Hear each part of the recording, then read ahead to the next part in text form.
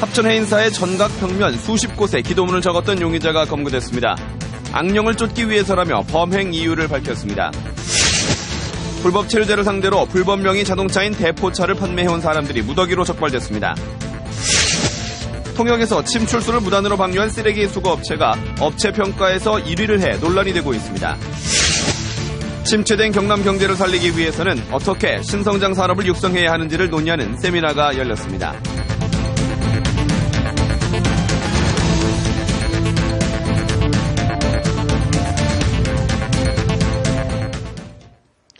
안녕하십니까. 이어서 경남 소식입니다. 어제 8만 대 전경을 복원하고 있는 합천 해인사의 전각 벽면 수십 곳에 특정 종교단체의 기도문이 적혀 훼손됐는데요. 경찰에 붙잡힌 40대 용의자는 악령을 쫓기 위해 글자를 적었다고 밝혔습니다. 차주아 기자의 보도입니다. 해인사 전각 벽면 수십 곳을 훼손한 용의자 48살 김모 씨가 경찰에 붙잡힌 것은 어젯밤 10시쯤. 사찰 훼손이 발견된 지 하루 만에 시민 제보로 경북 성주군에서 검거됐습니다. 경찰 조사 결과 특정 종교단체 신자였던 김 씨는 악령을 쫓기 위해 사찰벽에 글자를 적었다고 진술했습니다. 그 악한 기운을 자기가 좀 몰아내기 위해서 내야 되겠다는 그런 마음을 먹고 있던 중에 정말 과연 혼자서 했는지 공무관이 없는지. 김 씨는 지난 20일 오후 해인사를 훼손할 목적으로 사찰을 찾은 뒤 방문객들이 뜸한 틈을 타 전각벽면 22곳에 글자를 적은 혐의. 검은색 사인펜으로 특정 종교의 기도문인 한자 21자를 적었습니다. 다행히 세계 기록 유산인 8만 대 장경이 보관된 장경 판전은 피해가 없었지만 훼손된 전각 가운데에는 경남 유형문화재인 대적광전 등이 포함돼 앞으로 문화재 복원을 해야 합니다. 경찰은 김 씨가 다른 사찰에도 이 같은 기도문을 적어 훼손한 것으로 보고 여죄를 수사하는 한편 공범 여부를 확인하고 있습니다. KBS 뉴스 차주아입니다. 불법 명의 자동차인 속칭 대포차 800여 대를 매매한 사람들이 대거 경찰에 적발됐습니다. 대포차 가운데는 자신의 명의로 차량 등록이 어려운 불법 체류자들에게 팔린 차도 많았습니다. 김현준 기자가 보도합니다. 30제곱미터 남짓한 원룸에 경찰이 들이닥칩니다. 인터넷을 통해 대포차 거래가 이뤄지는 현장입니다. 방 한켠에서는 대포 차량의 원소유주임을 증명하는 차량 등록증 수십 장이 발견됩니다. 2011년부터 최근까지 이렇게 전국적으로 팔려나간 대포차는 800여 대, 19억 원어치나 됩니다. 중고차 매매 사이트를 통해 시중에 거래되는 중고차의 절반 가격으로 판매됐습니다. 온라인으로도 접촉이 쉽게 가능하기 때문에 그만큼 대포차를 접촉할 수 있는 기회가 늘어납니다. 중고차 가격보다 거의 40% 정도로 싸기 때문에 그만큼 더 유혹에 빠져들기 쉬운 거죠. 본인 명의로 차량 등록을 할 수 없는 불법 체류자들도 손쉽게 대포차를 구매했습니다. 경찰에 적발된 국내 베트남인 전용 인터넷 사이트입니다. 베트남어로 대포차가 거래됐습니다. 주로 불법 체류자들입니다. trong Nam mình xảo chiếc không em có nhiều đâu. Còn lại số còn lại là bạn bè em như em mua. 경찰은 하 씨로부터 대포차를 구매한 29살 조모 씨 등 60명을 불구속 입건하고 베트남 대포 차량 구매자를 쫓고 있습니다. KBS 뉴스 김현준입니다. 지난 9월 통영의 한 쓰레기 수거업체가 침출수를 무단으로 버리는 장면이 KBS 카메라에 잡혔는데요. 이 업체가 통영시가 연구기관에 맡긴 쓰레기 청소업체 평가에서 1위를 해 논란이 일고 있습니다. 보도에 박상현 기자입니다. 지난 9월 새벽 통영시 강구안 쓰레기 수거 차량이 멈추더니 침출수를 무단으로 콸콸 쏟아냅니다. 이 일로 업체와 환경미화원 7명이 폐기물관리법 위반 혐의로 불구속 입건됐습니다. 그런데 이 업체가 통영시의 쓰레기 수거업체 평가에서 최고 점수로 1위를 했습니다. 업체 평가 용역에 침출수 무단 방류가 반영되지 않은 겁니다. 또 서류만 보고 있지도 않은 세차 시설을 가동하는 것으로 평가했습니다. 문제는 이 평가가 통영시가 내년 쓰레기 수거업체와 재계약을 맺는 근거가 된다는 점입니다. 도저히 저희들도 이해할 수 없습니다. 아마 관행이나 습관에 젖어서 그냥 요식행위로 절차만 진행하고 넘어가는 것 아닌가 그렇게 보고 있습니다. 통영시는 침출수 무단 방류가 용역기간 막바지에 적발돼 평가에 반영하지 못했다고 해명합니다. 용역은 이대로 마무리입니다. 단지 빠진 부분은 내년에 넣어서 반영을 시키도록 그래야 할 방침입니다. 게다가 새해까지 불과 한 달 남은 상황에서 문제가 된 업체를 대체할 다른 업체가 마땅하지 않습니다.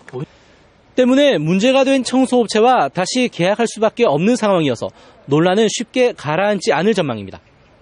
KBS 뉴스 박상현입니다. 기계와 조선 등 제조업 중심의 경남 경제 성장세가 눈에 띄게 둔화되고 있습니다. 경남 경제 미래 50년을 위해 신성장 산업을 어떻게 육성해야 할지에 대한 세미나가 오늘 열렸는데요. 오종우 기자가 다녀왔습니다. 그동안 경남 경제를 이끌어온 산업은 창원을 중심으로 한 기계산업과 거제와 통영 중심의 조선산업. 하지만 최근 한계를 드러내며 경남 경제가 침체됐습니다. 실제 산업별 생산활동 수준을 보여주는 산업생산지수에서 경남은 2010년 이전에는 전국 평균보다 높았지만 최근엔 전국 평균에도 미치지 못하고 있습니다. 이런 가운데 경남 미래 50년을 위한 경남 경제 발전 전략을 논의하는 세미나가 개최됐습니다. 조선 기계산업이 성장의 한계에 부딪힘에 따라 로봇, 나노, 기계융합산업 같은 이 산업들을 계속 육성을 해야 될 것이고, 성장세가 둔화되는 기계산업은 핵심 부품 국산화와 IT를 융합해 활성화해야 한다는 과제가 제시됐습니다. 또 항공산업은 국가산단 조성과 기술혁신, 정책자금 지원 강화가, 로봇산업은 마산 로봇랜드 등 산학연 연계 강화가 필요하다는 주장이 제기됐습니다. 로봇랜드라든지 로봇비즈벨트 그쪽에도 참여할 수 있는 방법, 그런 것도 서로 모색해가지고 적극적인 참여를 좀 유도를 해야 될 거라고 생각하고 있습니다. 한편 홍준표 경남도지사는 이 자리에서 다음 달 경남이 신청한 항공산업과 나노산업 국가산단 지정이 확실시된다며 현재 국가산단 규모를 두고 마지막 협상을 벌이고 있다고 밝혔습니다. KBS 뉴스 오종우입니다. 영남 유일의 야당 단체장인 김맹곤 김해시장이 무상급식 예산을 지원하지 않겠다는 경상남도 방침을 따르기로 하자 비판이 커지고 있습니다. 이제는 예산심의에 들어간 김해시의회 야당 의원들의 대응이 주목됩니다. 김대진 기자의 보도입니다. 김맹곤 김해시장이 경상남도의 방침을 따르겠다고 하자 같은 당 정동영 상임 고문은 지난 선거에서 친환경 무상급식 전면 확대를 내걸고 당선된 김 시장이 홍 지사의 급식 지원 중단에 동참한 것은 당 강령 위반과 정체성 파기 선언이라며 지도부는 강력한 조치를 취해야 한다고 강조했습니다. 그럼에도 김 시장은 무상급식이 빠진 예산안을 시의회에 제출했고 이제 공은 의회로 넘어왔습니다. 이미 강력 대응을 선언한 새정치민주연합과 무소속 시의원들은 예비비로 편성된 급식 예산 75억 원을 본 예산에 포함하는 수정 예산안을 편성해 집행부에 요청한다는 방침입니다. 김해시 의원 22명 가운데 13명이 새누리당이어서 수정 예산안도 상임위와 예결특위, 본회의를 거치는 과정에서 마찰이 예상되지만 시의원 대부분이 무상급식을 공약한 만큼 뚫고 나간다는 입장입니다. 최대한 우리 동료 의원들 설득해서 학교급식은 정치 논리로 풀어서는 안 된다. 이 공공성을 가지고 의무교육과 같은 차원의 수정 예산안이 의회를 통과해도 집행부의 동의를 얻어야 하기 때문에 결국 시장이 거부권을 행사할 수 있지만 그만큼 부담은 커질 수밖에 없습니다. 같은 당 소속 시장과 시의원들이 같은 사안을 놓고 마찰을 빚는 일이 김해에서 벌어지고 있습니다. KBS 뉴스 김대진입니다.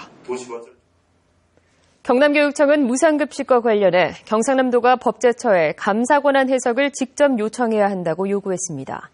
경남교육청은 경상남도가 지원한 학교 급식비가 조례상의 보조금에 해당하는지와 감사를 할 수 있는지 여부에 대해 법제처에 법령 해석 의견 제시를 요청한 결과 이 법제처로부터 경남교육청 소관 조례가 아니기 때문에 답변하기 어렵다는 통보를 받았다고 밝혔습니다.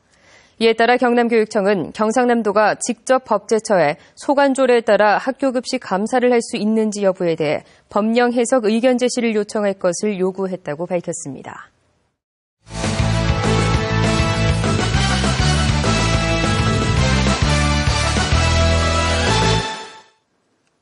주요 단신입니다. 경상남도 사회복지공동모금회가 오늘부터 내년 1월 31일까지 이웃 성금을 모아 사랑의 온도탑을 올리는 희망 2015 나눔 캠페인을 펼칩니다. 이번 캠페인은 총 성금 67억 6천만 원을 목표액으로 잡고 목표액의 1%가 모일 때마다 사랑의 온도가 1도씩 올라가게 됩니다. 모금된 돈은 도내 사회복지시설과 홀몸 노인, 다문화 가정 등에 지원됩니다. 박종훈 경남교육감이 오늘 기자회견을 열고 누리과정의 유치원과 어린이집 예산 지원에 차이가 없도록 최선을 다하겠다고 밝혔습니다. 박종훈 교육감은 예산 재원인 정부의 보통교부금이 세수 부족 등으로 올해보다 2,130여억 원이 감액됐지만 초중고의 학교 운영비를 절감하면서 어린이집 보육료 4개월분을 편성하는 등 누리과정 예산의 정상적인 지원을 위해 지속적으로 노력하고 있다고 덧붙였습니다. 창원지방검찰청 공안부는 지난 6.4 지방선거 기간에 지역기자에게 돈을 건넨 혐의로 김맹곤 김해시장을 기소했습니다. 김맹곤 시장은 선거 기간인 지난 5월 20일부터 6월 3일까지 김해시 삼계동 자신의 후보 선거 사무실에서 지역기자 김모 씨 등 2명에게 30만 원이 든 돈 봉투를 직접 건네거나 측근을 통해 주는 등 7차례에 걸쳐 현금 210만 원을 준 혐의를 받고 있습니다. 검찰은 돈을 건넨 혐의로 측근인 이모 전 김해시 비서실장과 돈을 받은 혐의로 지역기자 김 씨 등 3명도 선거법 위반 혐의로 기소했습니다. 지난 9월 안상수 창원시장에게 달걀을 던져 구속 기소됐다가 최근 집행유예로 풀려난 김성일 시의원이 오늘 시의회 본회의장에 출석해 용서를 구했습니다. 김 시의원은 오늘 열린 본회의에서 신상 발언을 자청해 시의회에서 불미스러운 행위로 심려를 끼친 점에 대해 용서를 구한다고 말했습니다. 마산대학교는 지역산업과 연계된 인력 양성을 위해 특성화 페어 산학협력 엑스포를 마련했습니다. 내일까지 마산체육관에서 열리는 이번 엑스포는 산학협력과 학생들의 취업, 창업 문화 확산을 위해 특성화된 학과별 부스, 직무능력 중심의 NCS 교육 기반을 전시하고 이미지 컨설팅 등 취업 관련 부대 행사 등이 진행됩니다. 경남 소식이었습니다.